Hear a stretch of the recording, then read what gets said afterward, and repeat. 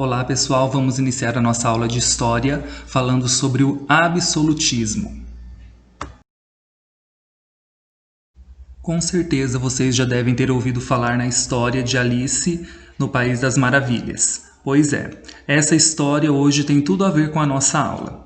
Vamos iniciar aqui com uma leitura para a gente conhecer um pouquinho mais dessa história, desse conto de fadas e a ligação que ele tem com a nossa aula. Com quem está falando? Indagou o rei, aproximando-se de Alice e olhando para a cabeça do gato com muita curiosidade. É um amigo meu, um gato Cheshire, disse Alice. Permita-me que lhe apresente. Não gosto nada da cara dele, falou o rei. Contudo, ele pode me beijar a mão se quiser. Prefiro não, observou o gato. Não seja impertinente, disse o rei, e não me olhe desse jeito. Pôs-se atrás de Alice enquanto falava. Um gato pode olhar para um rei, disse Alice. Li isso em algum livro, mas não me lembro qual. Bem, ele deve ser banido, decidiu o rei com muita firmeza e chamou a rainha que estava passando neste momento. Minha cara, quero que mande banir este gato. A rainha só tinha uma maneira de resolver todas as dificuldades, grandes ou pequenas. Cortem-lhe a cabeça, ordenou sem pestanejar. Eu mesmo vou buscar o carrasco, propôs o rei, impaciente, e saiu correndo. Essa obra que o professor acabou de ler foi escrita por Lewis Carroll e ele vai apresentar o rei e a rainha como personagens bem excêntricos, exagerados, autoritários, mandões, que querem que as suas ordens sejam cumpridas exatamente conforme eles estão pedindo. Esses personagens foram inspirados nos chamados reis ou monarcas que governaram entre os séculos XVI e XVIII após um período de centralização do poder político na Europa. Sobre esse regime de governo chamado absolutismo que iremos estudar. Mas antes disso, trago para vocês 3 questões desafio para a gente poder conversar. A primeira questão do nosso desafio de história diz: você conhece essa história? O que você sabe sobre ela? Aqui vocês vão ter que dizer o que vocês sabem sobre a história de Alice no País das Maravilhas. A segunda questão fala: para você, qual é a função de um monarca? Tomando por base o trecho da história, o que você diria sobre isso? Qual é a opinião de vocês sobre um rei, sobre um monarca? Com base no trecho da história que foi lido, o que vocês diriam sobre este rei? A terceira questão, para a gente fechar este desafio inicial, fala: em sua opinião, o modo de governar é comum atualmente? Este modo autoritário de governo ainda existe nos dias de hoje, na opinião de vocês? Pensem um pouquinho e respondam. Qualquer coisa, estou à disposição a partir deste momento para conversarmos e tirarmos as dúvidas que vocês tiverem no decorrer deste processo. Antes dos reis absolutistas assumirem o poder, assumirem seus tronos e seus reinos na Europa, o sistema feudal estava passando por uma grande crise que ocorreu por causa das mudanças que estavam acontecendo na época, como, por exemplo, o aumento da população, que vai elevar o crescimento das cidades. A partir do século XII, em algumas regiões da Europa Ocidental, transformações sociais e econômicas vão fazer com que esses reis subissem ao trono, submetendo o poder dos nobres, impondo a sua autoridade sobre toda a população. Esse processo de centralização e fortalecimento do poder real vai acontecer gradativamente por conta de fatores como a expansão do comércio, o crescimento das cidades e o enriquecimento da burguesia, que vai ser a nova classe social que vai surgir neste período.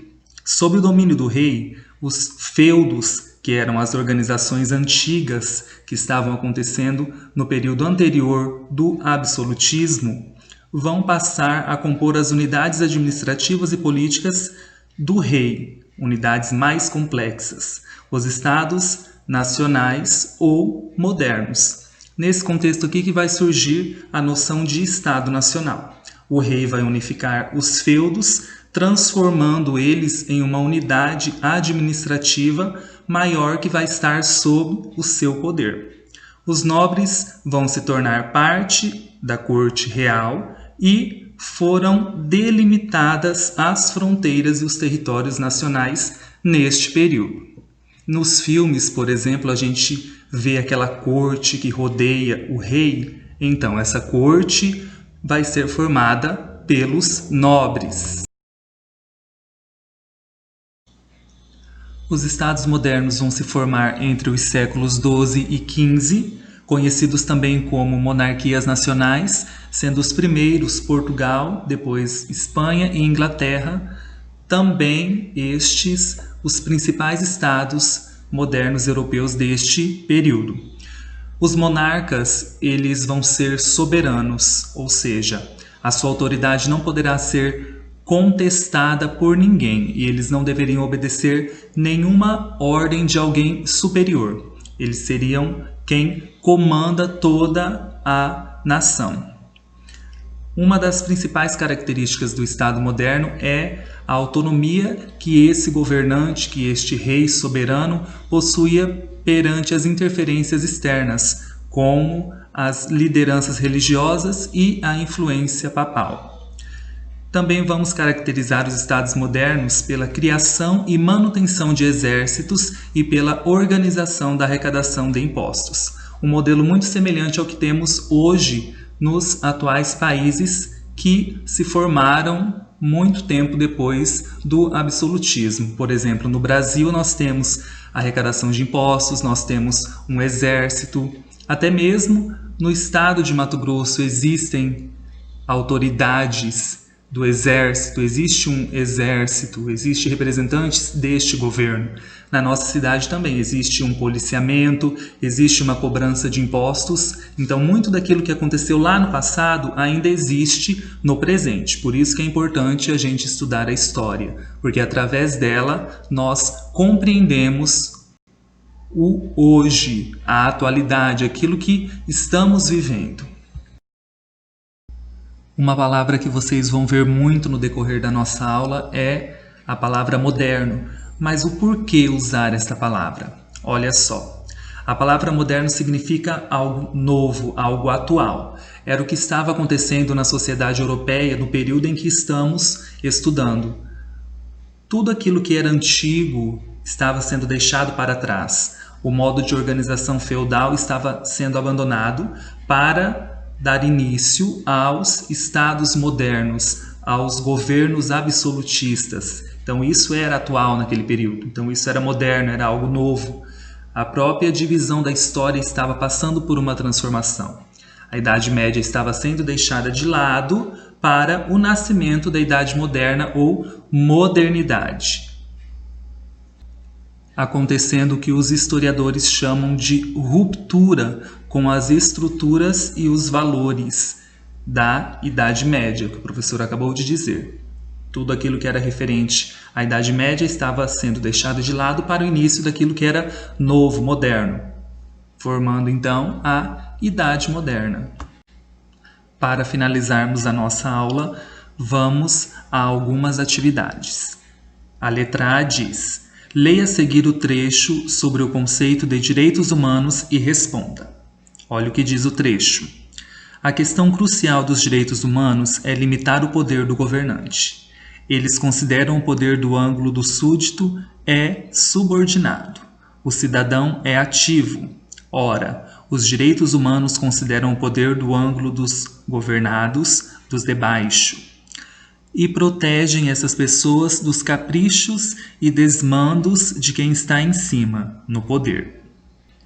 Entende-se que os direitos humanos, embora acabem sendo um dos grandes traços da democracia moderna, surjam em regimes não democráticos. Seu propósito é limitar o poder do rei, impedi-lo de ser absoluto. Considerando esse trecho, vamos à questão 1. Explique qual é a finalidade dos direitos humanos e por que eles são necessários para garantir uma sociedade igualitária. Reflitam, pessoal, considerando aquilo que foi assimilado na nossa aula e principalmente esse trecho.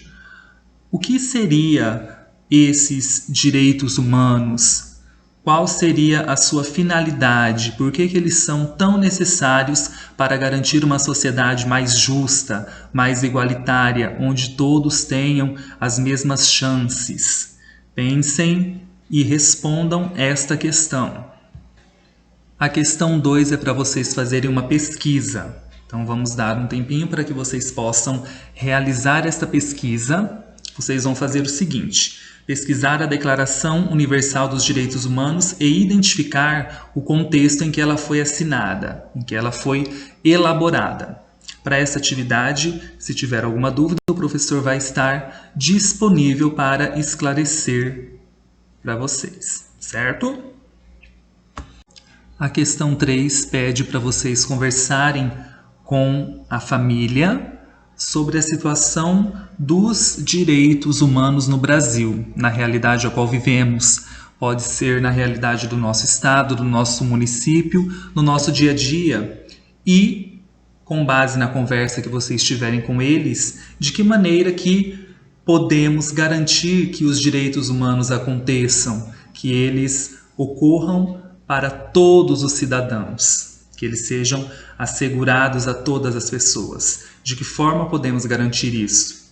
Reflitam com a sua família e respondam essa atividade. A atividade B pede para vocês analisarem essa tirinha ao lado e responder as questões. Vamos observar a fala das tirinhas. No primeiro quadrinho, o personagem que está com o papel na mão diz: levantem a mão todos aqueles a favor da proposta do rei. Já no segundo quadrinho ele continua: os que forem contra, formem uma fila à frente da forca. Com base nessa leitura e na observação das imagens da charge, da tirinha, responda. Questão 4. De que período histórico trata a tirinha? Em relação ao que estudamos e observando essa tirinha, de qual período histórico nós estamos falando? Respondam. Questão 5. Os personagens nela representados correspondem a quais setores sociais? Se vocês observarem as vestimentas dos personagens da tirinha, de quais setores sociais eles fazem parte? Analisem e respondam. Questão 6. Explique a fala do funcionário do rei. Notem que nos dois quadrinhos é esse funcionário que está falando. Então explique o que ele quer dizer com as duas falas. E para encerrarmos a nossa aula, vamos à nossa última atividade que pede para vocês produzirem uma propaganda com um produto que irá inovar o seu cotidiano e trazer modernidade para a comunidade. Pensem em algo inovador, em algo que possa trazer mais melhoria para o nosso dia a dia e para toda a comunidade. Para ajudar vocês, o professor trouxe 2 exemplos de propaganda, um mais antigo, que mostra a propaganda de uma panela de pressão, e um mais moderno, que retrata a propaganda de um carro. Também coloquei aqui o significado da palavra propaganda. Olha o que diz: difusão de uma ideia, de uma crença, de uma ideologia ou religião. Fazer a propaganda da sua fé. Divulgação das melhores qualidades de algo ou de alguém. Propaganda de um presidente. A propaganda é o que vende o produto. Nos interessa aqui essa última parte do significado. A propaganda é o que vende o produto. Então apresentem nessa produção as qualidades desse produto. Busquem desenhar, se for possível, esse objeto ou façam uma escrita bem diferente, bem bacana. E depois, o resultado dessa atividade, vocês tirem foto e postem no nosso chat, certo? Pessoal, esta foi a nossa aula. Espero que vocês tenham gostado e estou à disposição para tirar as dúvidas que forem surgindo, beleza? Até a próxima!